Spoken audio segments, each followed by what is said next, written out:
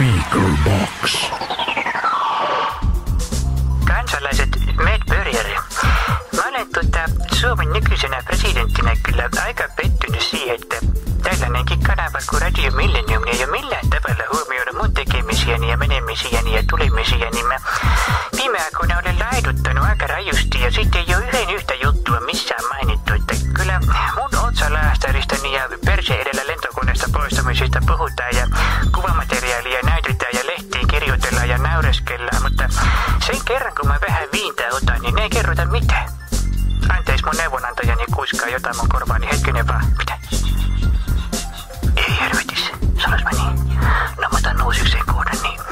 Joo, niin eli sen kerran kun mä jotain positiivista teen, kuten esimerkiksi laihdutan, niin sitten ei sanota mitään, ei missään. Ja sen kerran kun mä vähän viintää otan, niin kyllä mun mielestä pitäisi valtakunnan medioissa huomioida. Anteeksi, kun neuvonantajani kuiskaa taas jotain, hetkinen vaan meitä Börjarit. Mitä?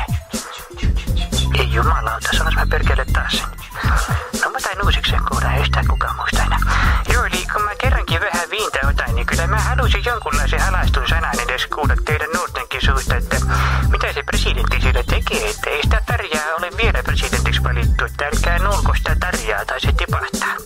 Mä otan nyt vähän viintä. 0,2 gigahertsiä. Radio Millennium.